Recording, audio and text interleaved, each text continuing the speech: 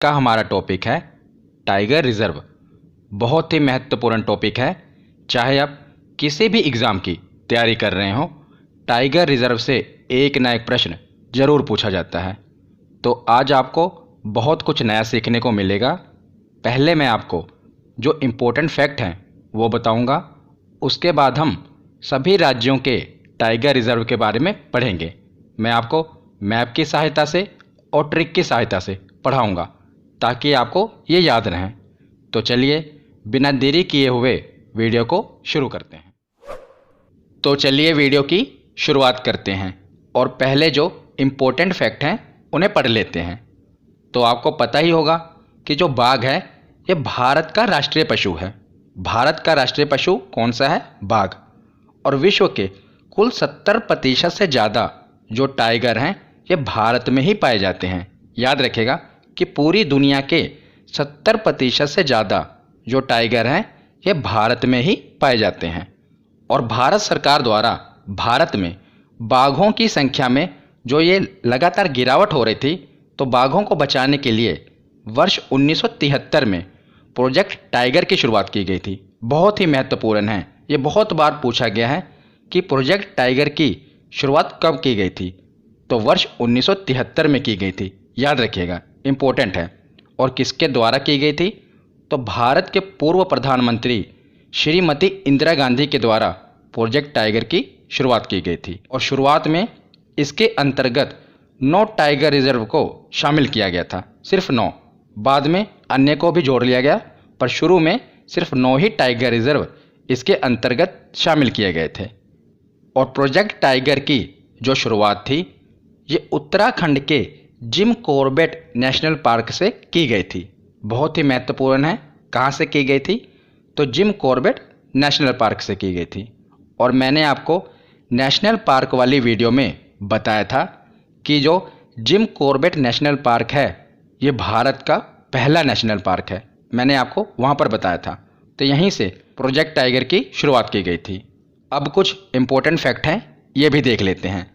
तो मैंने आपको बता ही दिया कि जो भारत का राष्ट्रीय पशु है ये कौन सा है? तो बाघ है। उसके बाद जो ये बाघ है इसका साइंटिफिक नेम क्या है, यानी कि इसका वैज्ञानिक नाम क्या है, ये भी पूछा जाता है। तो पैंथेरा टाइग्रिस इसका साइंटिफिक नेम है। ये तो आप याद ही रख पाएंगे, इसके पीछे क्या है? टाइग्रिस है। तो ये किसका साइंटिफिक नेम है? टाइगर का। उसके बाद देखते हैं कि जो अंतर्राष्ट्रीय बाघ दिवस है ये कब मनाया जाता है? तो ये 29 जुलाई को मनाया जाता है। 29 जुलाई को ही क्यों मनाया जाता है ये मैं आपको आगे बताऊंगा। और टाइगर स्टेट ऑफ इंडिया किसे कहा जाता है?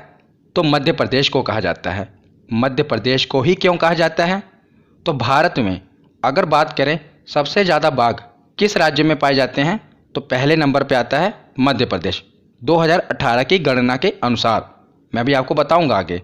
तो सबसे ज़्यादा बाघ भारत के मध्य प्रदेश में पाए जाते हैं, इसीलिए इसे टाइगर स्टेट ऑफ इंडिया कहा जाता है। अब हम आगे देखते हैं। इस प्रकार अभी हमने पीछे देखा कि भारत में बाघों के संरक्षण के लिए वर्ष 1973 में प्रोजेक्ट टाइगर की शुरुआत की गई ताकि बाघों का संरक्षण किया जा सके। तो उसी प्रकार दुनिया के जो दूसरे देश थे जहाँ पर बाघ थे, खासकर एशिया वाले देश, वहाँ पर भी बाघों की संख्या लगातार घट रही थी। तो बाघों के संरक्षण के लिए एक अंतर्राष्ट्रीय मीटिंग बुलाई गई। तो ये मीटिंग कब बुलाई गई थी? तो 29 जुलाई 2010 को। ये तारीख याद रखिएगा, 29 जुलाई 2010। और कहाँ पर बुलाई गई थी? तो रूस के सेंट पीटर्सबर्ग। कहाँ पर बुलाई गई थी? याद रखिएगा, रूस के सेंट पीटर्सबर्ग। तो रूस के सेंट पीटर्सबर्ग शहर में एक टाइगर समिट के दौरान दुनिया भर के बाघों की घटती संख्या के संदर्भ में एक समझौता किया गया था। और यह क्या समझौता किया गया था? समझौता ये किया गया था कि 2022 तक विश्व में बाघों की आबादी दोगुनी करने का लक्ष्य रखा गया था। तो इस समझौते में ये डिसाइड हुआ था कि हम अपने अपने देश में जो बाघों की संख्या है उसे दुगना कर लेंगे। कब तक कर लेंगे? तो 2022 तक कर लेंगे। तो ये लक्ष्य रखा गया था।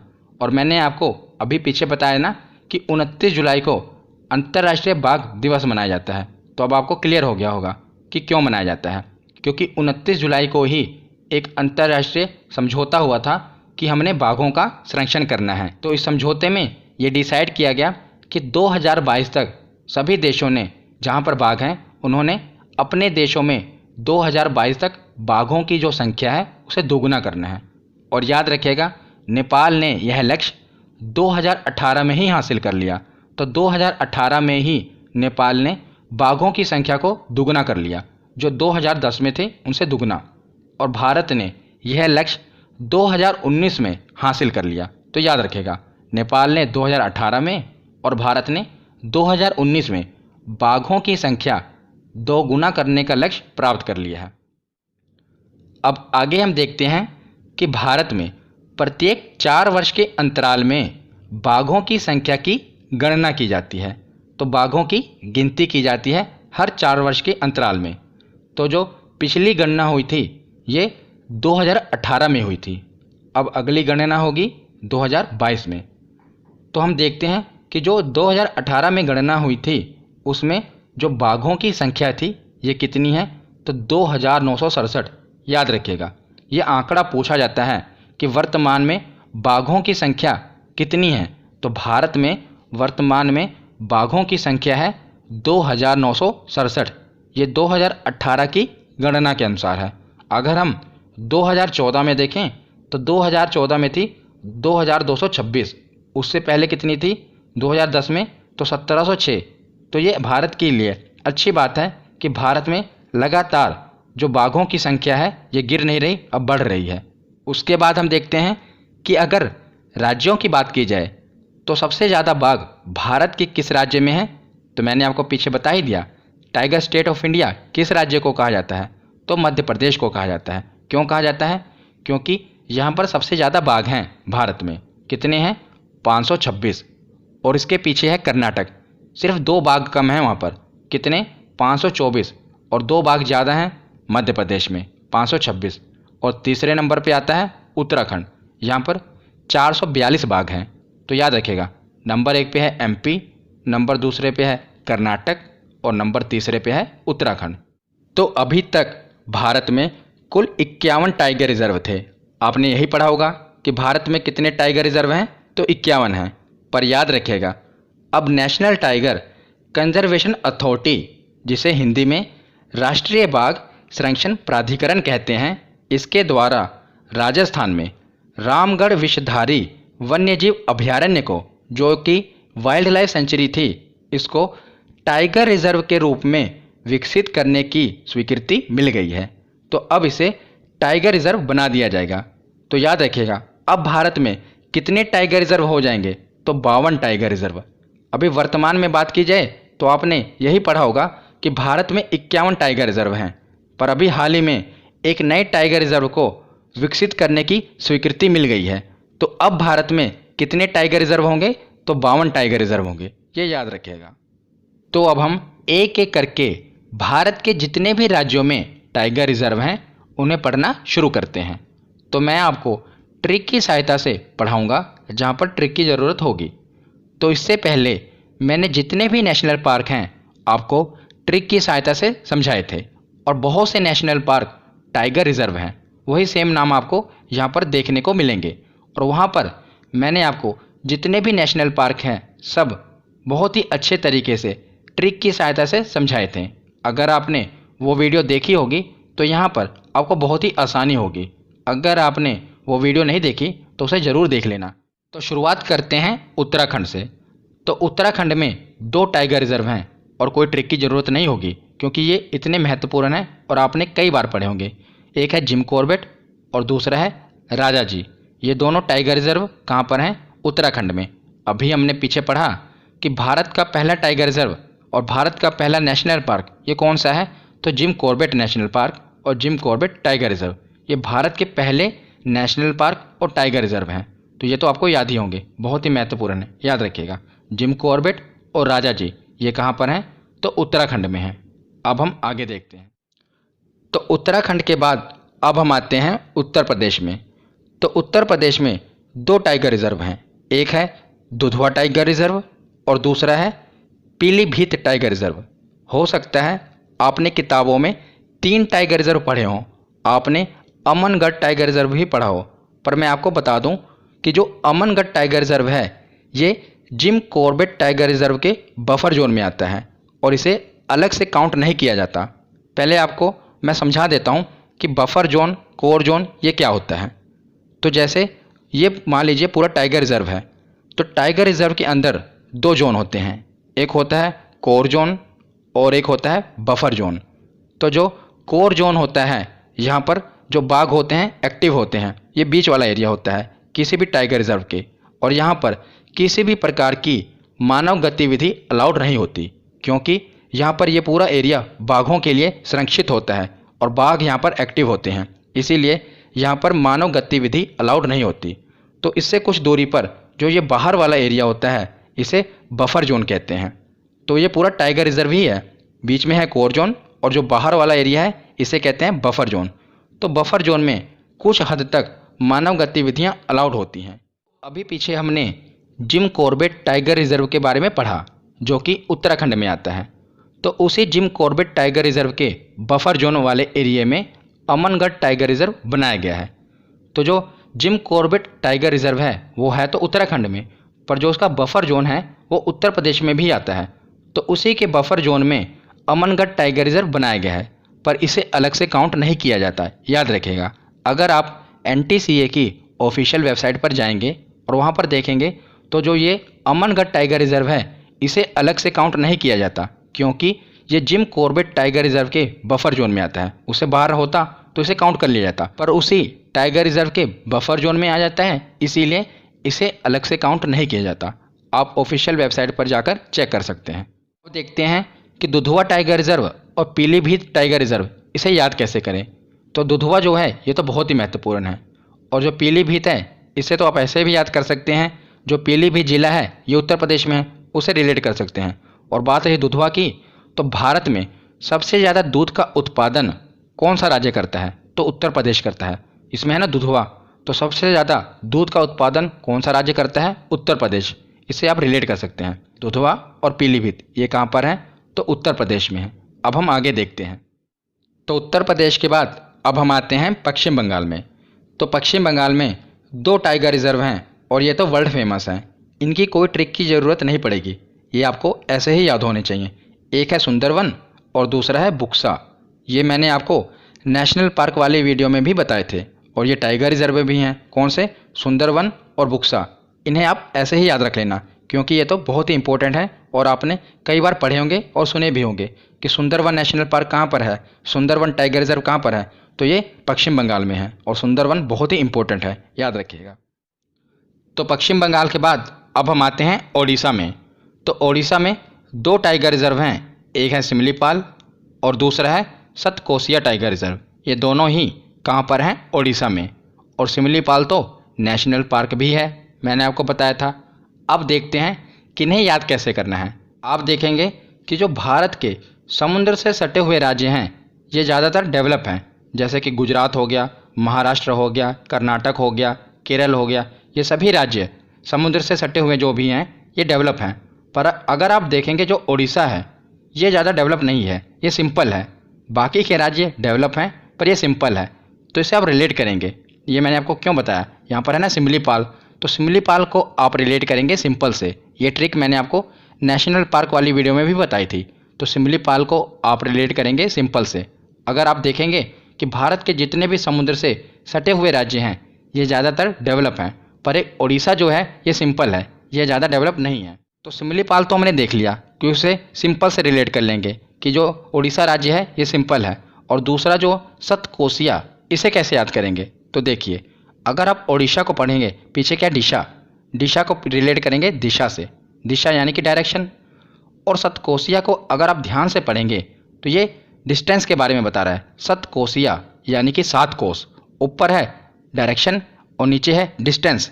तो डिस्टेंस और डायरेक्शन हम पढ़ते हैं ना, किसी भी डायरेक्शन में अगर जाना है तो दूरी तो पता ही होनी चाहिए, डिस्टेंस तो पता ही होना चाहिए। तो यहाँ पर बताया जा रहा है कितना डिस्टेंस, 7 कोस, ऊपर क्या है, दिशा है। तो डिस्टेंस और डायरेक्शन इसे आप रिलेट कर लेना कि ओडिशा में ही होगा सतकोसिया टाइगर रिजर्व। अगर आपको बिना ट्रिक के ही याद रहता है तो बहुत ही आसान है, बिना ट्रिक के ही याद रख लेना। अगर आप ट्रिक की सहायता से याद रख पाते हैं तो ट्रिक की सहायता से याद रख लेना। आगे देखते हैं। तो उड़ीसा के बाद अब हम आते हैं मध्य प्रदेश में।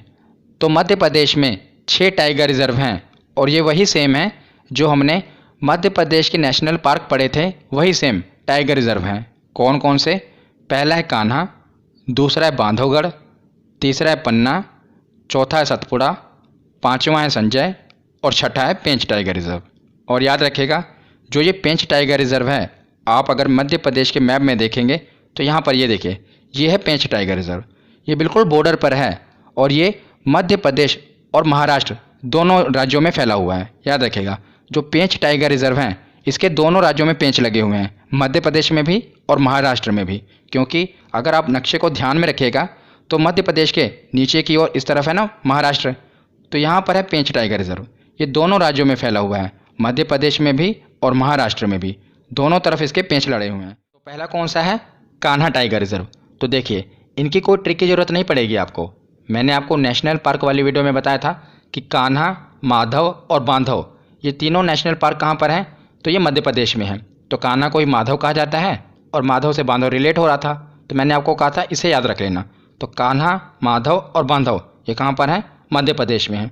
उसके बाद जो पन्ना टाइगर रिजर्व है, पन्ना की खान कहाँ पर है? तो मध्य प्रदेश में है ना, जहाँ से हीरे का खनन होता है। मैंने आपको बताया था पन्ना की खानें बहुत ही मशहूर हैं, यहाँ से हीरे का खनन होता है और ये मध्य प्रदेश में है। उसके बाद है सतपुड़ा। तो सतपुड़ा की पहाड़ियाँ कहाँ पर हैं? तो मध्य प्रदेश में ही हैं। ये मैंने आपको पढ़ाया था कि सतपुड़ा पहाड़ियाँ कहाँ पर हैं? मध्य प्रदेश में। तो कोई ट्रिक की ज़रूरत नहीं आपको पड़ रही, बस आप रिलेट कर रहे हैं। पहले आपने जो पढ़ा है उसी से आप रिलेट करके इसका जवाब दे रहे हैं, क्योंकि ज़्यादा ट्रिक के चक्कर में आप पढ़ेंगे ना तो आपको याद नहीं रहेगा। तो संजय, इसे आप याद रख लेना।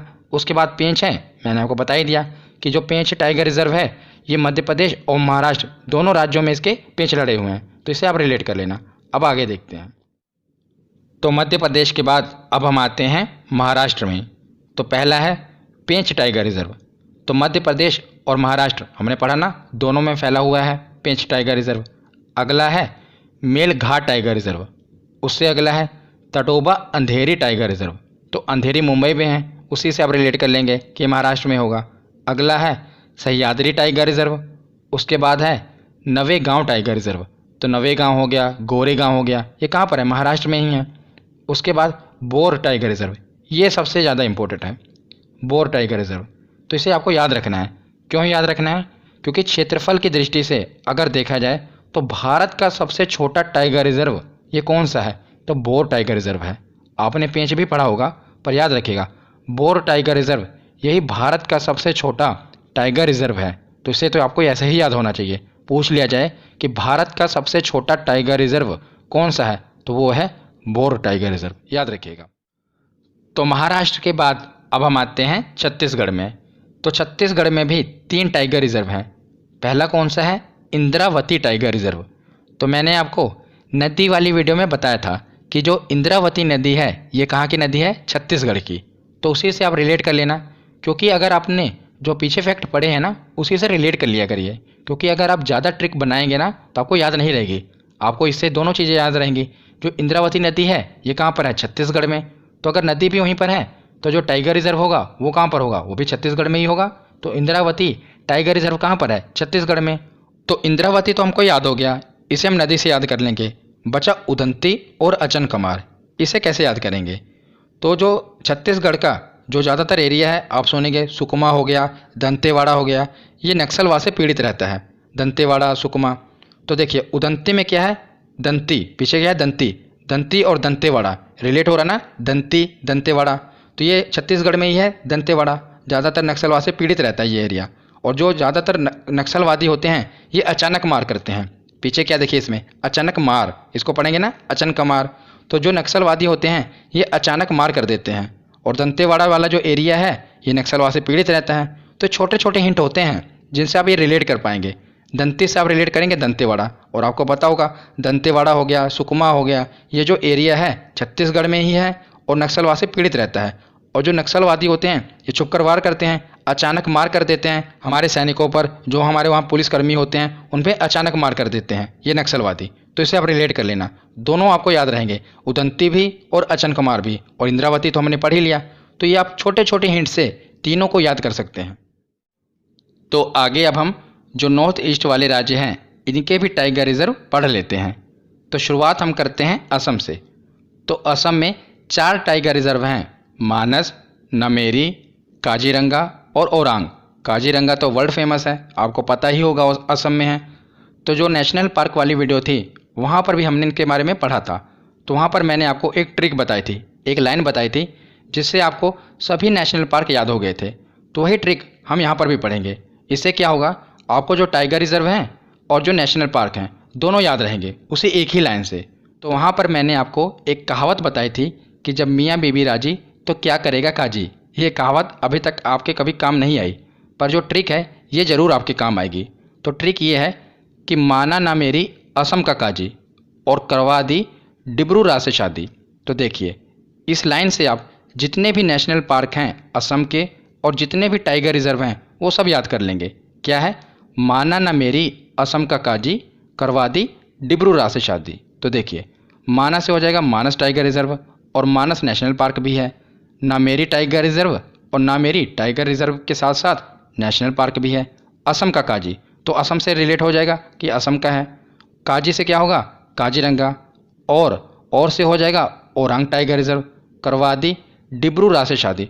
तो जो ये डिब्रू राज बचे, डिब्रू से डिब्रू नेशनल पार्क और राज से राजीव गांधी नेशनल पार्क, ये दोनों नेशनल पार्क हैं पर टाइगर रिजर्व नहीं है। और बाकी के जो हमने पढ़े ये टाइगर रिजर्व भी हैं और साथ ही साथ नेशनल पार्क भी हैं। तो इसी एक लाइन से हम टाइगर रिजर्व और साथ ही साथ जो भी नेशनल पार्क हैं असम के उन्हें याद रख पाएंगे। तो ये लाइन याद रखिएगा, माना ना मेरी असम का काजी और करवा दी डिब्रू राज से शादी। तो असम के बाद है अरुणाचल प्रदेश।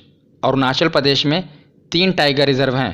पहला है नामदाफा, दूसरा है पक्के और तीसरा है कमलांग टाइगर रिजर्व। तो 3 टाइगर रिजर्व कहाँ पर हैं, अरुणाचल प्रदेश में।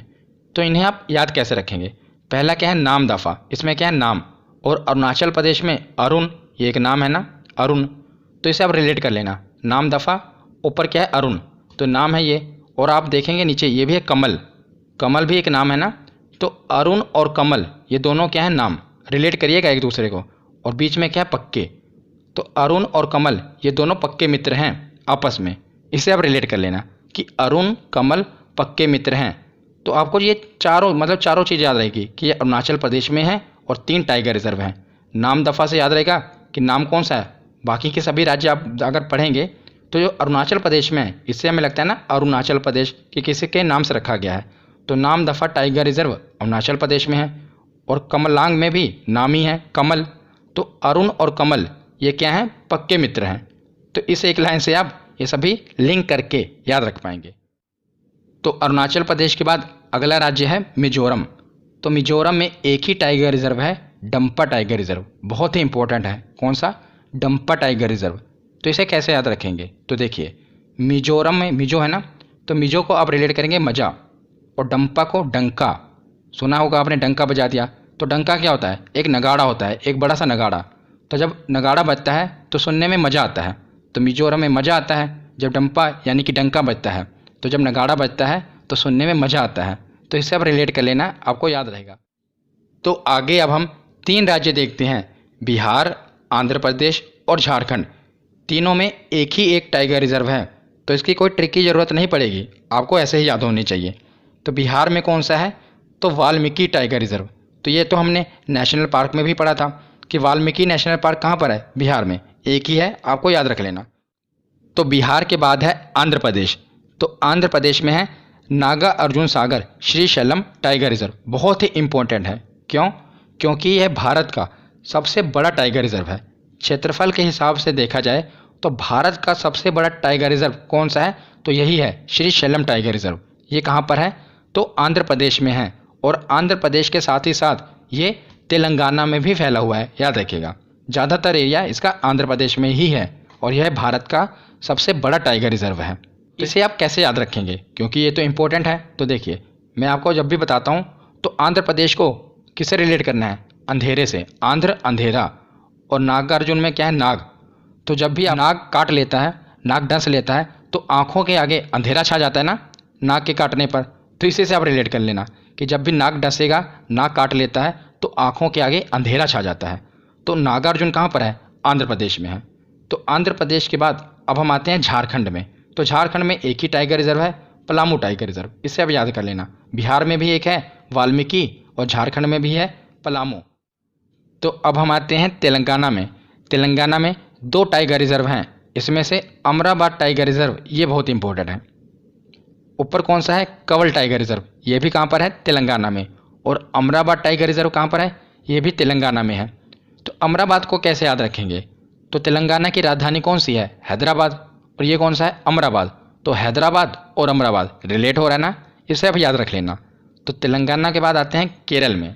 तो केरल में 2 टाइगर रिजर्व हैं, एक है पेरियार और दूसरा है परम्बिकुलम। तो मैंने आपको बताया था कि पेरियार से संबंधित कोई भी चीज़ पूछी जाए, नदी हो, बांध हो, नेशनल पार्क हो, टाइगर रिजर्व हो, तो पेरियार से कोई भी चीज़ पूछी जाए तो वो कहाँ पर है? केरल में। ये तो कितनी बार हम पढ़ चुके हैं। आपको ऐसे ही याद होना चाहिए कि जब भी पेरियार आए आप समझ जाना ये केरल में ही होगा। और दूसरा है पेरम्बिकुलम। तो इराविकुलम, पेरम्बिकुलम, कुलम वाली भी कोई चीज़ होती है तो केरल में ही होती है। तो इनके तो ऐसे नाम है ना, आप नाम ही पढ़ के आपको पता लग जाएगा कि ये केरल में होंगे। अगर आप पिछली वीडियो देख रहे होंगे तो आपको पता ही चल जाएगा कि कुलम वाली कोई चीज़ हो, जैसे इराविकुलम हो गया, पेरम्बिकुलम हो गया, तो ये केरल में ही होगी। और पेरियार तो मैंने आपको बता ही दिया कि पेरियार से संबंधित कोई भी चीज़ आपसे पूछ ली जाए कि भैया ये पेरियार नदी बताओ, पेरियार बांध बताओ, पेरियार नेशनल पार्क बताओ, पेरियार टाइगर रिजर्व बताओ, तो ये कहाँ पर होगा? तो केरल में ही होगा। तो ये आपको ऐसे ही याद होना चाहिए, इसकी कोई ट्रिक की ज़रूरत आपको नहीं पड़ेगी। अब आगे देखते हैं। तो अब हम आते हैं तमिलनाडु में। तमिलनाडु में 5 टाइगर रिजर्व हैं। कौन कौन से? अन्नामलाई, मुदुमलाई, श्रीविल्लीपुथुर मेघामलाई, कलक्कड़ मुंडनथुराई टाइगर रिजर्व और सत्यमंगलम टाइगर रिजर्व। इसमें से सबसे ज़्यादा इम्पोर्टेंट है ये वाला मेघामलाई, क्योंकि ये जो हमारा 51 टाइगर रिजर्व है ना, 51 नंबर वाला, यही वाला है। इसके बाद अभी लेटेस्ट ऐड हुआ है 52nd वाला, वो भी हम आगे पढ़ेंगे, वो राजस्थान में है। तो तमिलनाडु वाला जो ये है ये 51 नंबर वाला है, इसीलिए ये लेटेस्ट ऐड हुआ है अभी 2021 में ही, इसलिए इसके ज़्यादा चांस हैं। तो इसे हम याद कैसे रखेंगे? तो देखिए, जितने भी मलाई वाले टाइगर रिजर्व हैं ना, ये सभी तमिलनाडु में होंगे। देखिए, अन्नामलाई हो गया, मुदुमलाई हो गया, मेघामलाई, ये कहाँ पर है? तमिलनाडु में। अगर आप देखें तो तमिल, TAMIL, MIL है ना, इसके पीछे अगर आप लगाएंगे के तो ये क्या बन गया? मिल्क। और मिल्क में ही होती है मलाई। तो जितने भी मलाई वाली चीज़ें हैं ये कहाँ पर है? तमिलनाडु में। इसी से आप रिलेट कर लेना। और ये मेगा मलाई वाला तो भूलना ही मत, ये कहाँ पर है? तमिलनाडु में। अन्नामलाई, मुदुमलाई, मेघामलाई, ये तीनों मलाई वाले कहाँ पर हैं? तो तमिलनाडु में। और यही तीनों इंपॉर्टेंट है। अब आगे देखते हैं। तो तमिलनाडु के बाद अब हम आते हैं कर्नाटक में। तो कर्नाटक में भी 5 टाइगर रिजर्व हैं, डांडेली, नागरहोल, बिलिगिरी, बांदीपुर और भद्रा। तो इसे आप याद कैसे करेंगे? तो जो भद्रा है इसको आप तुंगभद्रा नदी, आपको मैंने बताया था ना तुंगभद्रा नदी, तो जो तुंगभद्रा नदी है ये 2 नदियों के संगम से बनी है, तुंग प्लस भद्रा, तो इनसे बनी है तुंगभद्रा। तो जो तुंगभद्रा नदी है ये कर्नाटक से ही निकलती है, उसी से आप रिलेट कर लेना। भद्रा, तुंगभद्रा, ये कहाँ से निकलती है? कर्नाटक से। तो भद्रा टाइगर रिजर्व कहाँ पर है? कर्नाटक में। जो अपने पीछे फैक्ट पढ़े हैं ना, उसी से आप रिलेट कर लीजिए करिए, ताकि आपको याद रहे। अगर आप नई नई ट्रिक बनाएंगे ना तो आपको भूल जाएगी। तो आप तुंगभद्रा नदी से रिलेट कर लेना। तुंगभद्रा नदी आपने पढ़ी थी, वो कर्नाटक से निकलती है। तो जो भद्रा होगा टाइगर रिजर्व, ये कहाँ पर होगा? कर्नाटक में होगा। तो भद्रा टाइगर रिजर्व ये तो आपको याद हो गया। अब जो ये ऊपर के 4 टाइगर रिजर्व हैं ये कर्नाटक में हैं, ये आपको कैसे याद होंगे? तो मैं आपको एक छोटी सी कहानी बताऊंगा, उस कहानी से रिलेट करके आपको ये याद हो जाएगा। वो कहानी आपके दिमाग में फिट हो गई ना तो आपको कभी नहीं भूलेगा। पहले तो आपको ये पता होना चाहिए कि कर्नाटक को हम रिलेट करेंगे नाटक से। इसके पीछे क्या है ना, कर्नाटक, तो ये तो आपको ईजिली याद रहेगा कि कर्नाटक को हम रिलेट करेंगे नाटक से। तो हमारी कहानी ये है कि जो सबसे पहले वाला लॉकडाउन लगा था उसमें बहुत शक्ति थी। हम घर में पूरी तरह से बंद थे। अगर कोई इमरजेंसी होती थी तभी बाहर निकलते थे, नहीं तो पुलिस वाले डंडे से मारते थे। अब तो खैर लॉकडाउन लगभग हट ही गया, पर जो सबसे पहले वाला लॉकडाउन लगा था उसमें बहुत शक्ति थी। तो उसी से हमारी कहानी स्टार्ट होगी। तो देखिए, फिर भी कई लोग ऐसे थे ना जिन्हें कोई इमरजेंसी नहीं भी होती थी तो फिर भी वो घर के बाहर घूमने निकल पड़ते थे। तो देखिए, तो कई लोग घर के बाहर नगर में घूमने के लिए निकल पड़ते थे, नगर से नागरहोल। तो जो लॉकडाउन लगा था तब भी वो अगर घूमने निकलेंगे तो पुलिस वाले क्या करेंगे? डंडे से मारेंगे, डंडे से डांडेली। अब जब पुलिस वाले डंडे से मारेंगे तो लोग क्या करते थे? नाटक करते थे कि हमें तो इमरजेंसी है इसीलिए हम बाहर निकले हैं। तो देखिए क्या है कि कई लोग लॉकडाउन में नगर में घूमने के लिए निकल पड़ते थे। नगर से नागरहोल। तो पुलिस वाले क्या करते थे, डंडे से मारते थे, डंडे से डांडेली। जब पुलिस वाले डंडे से मारते थे तो लोग क्या करते थे, नाटक करने लग पड़ते थे कि हमें तो इमरजेंसी है। और कई लोग अकड़ने लग पड़ते थे पुलिस वालों के सामने। तो पुलिस वाले क्या करते थे, उन्हें ले जाकर टेम्पररी जेल में बंद कर देते थे। तो बंद से बांदीपुर। जब उन्हें बंद कर देते थे तो उनकी अकल ठिकाने लग जाती थी। और जब अकल ठिकाने लग जाती थी तो भीगी बिल्ली की तरह, बिल्ली से बिल्ली गिरी तो भीगी बिल्ली की तरह रोने लग पड़ते थे। तो पुलिस वाले उन्हें छोड़ देते थे। यही है हमारी कहानी। पहले ये है कि जब लॉकडाउन लगा था, इतनी सख्ती थी, फिर भी कई लोग नगर में घूमने के लिए निकल पड़ते थे। तो जब नगर में वो घूमने निकले, अगर उन्हें कोई इमरजेंसी नहीं है तो पुलिस वाले डंडे से मारते थे। फिर वो नाटक करते थे, और जब वो नाटक करते थे और कई लोग अकड़ने लगते थे तो उनकी अकल ठिकाने के लिए पुलिस वाले उन्हें बंद कर देते थे, बंद से बांदीपुर। अब जब वो कई लोग रोने लग पड़ते थे, भीगी बिल्ली बन जाते थे, फिर उन्हें वो छोड़ देते थे। तो इसी से हम चारों याद रख लेंगे, डांडेली, नागरहोल, बिलीगिरी और बांदीपुर और कर्नाटक। तो जो मैंने आपको ये कहानी बता दी ना, अब आपको कभी भूलेगा नहीं, क्योंकि जो हमारा दिमाग है ये स्टोरी कोई बता दो या कोई इमेज दिखा दो उसे ज़्यादा याद रखता है। तो आपको ये कभी भूलेगा नहीं। जब भी डांडेली आएगा तो आपको दिमाग में आ जाएगा कि हाँ, लॉकडाउन में जो फालतू लोग निकले थे बाहर में नगर घूमने के लिए, तो पुलिस वाले उन्हें डंडे से मारते थे। तो डंडे से मारते थे तो वो नाटक करते थे। तो आपको दिमाग में आ जाएगा कि डांडेली कहाँ पर है, तो कर्नाटक में है। तो अब एक ही राज्य बचा है, इसके भी टाइगर रिजर्व पढ़ लेते हैं। तो अभी जो लेटेस्ट टाइगर रिजर्व शामिल किया गया है उसे राजस्थान में ही शामिल किया गया है। तो इसे एक बार देख लेते हैं कौन सा है ये। रामगढ़ विषधारी टाइगर रिजर्व, ये हमारा लेटेस्ट टाइगर रिजर्व है। तो इसे तो आपको याद ही होना चाहिए। ऊपर के 3 देख लेते हैं कि इन्हें कैसे याद करें। तो रणथंभौर, तो रणथंभौर तो नाम से ही क्लियर हो गया कि ये कहाँ पर होगा, राजस्थान में। रणथंभौर हो गया, चित्तौड़गढ़ हो गया, ये कहाँ पर होते हैं, तो राजस्थान में। तो दूसरा है सरिस्का टाइगर रिजर्व, तो ये तो मैंने आपको नेशनल पार्क वाली वीडियो में भी बता दिया था। तीसरा देखते हैं मुकुंदरा, ये बहुत इंपॉर्टेंट है, मुकुंदरा हिल्स टाइगर रिजर्व। तो इसे कैसे याद रखेंगे, तो देखिए ये तो मैं आपको ऐसी ट्रिक बताऊंगा आप कभी भूलेंगे ही नहीं।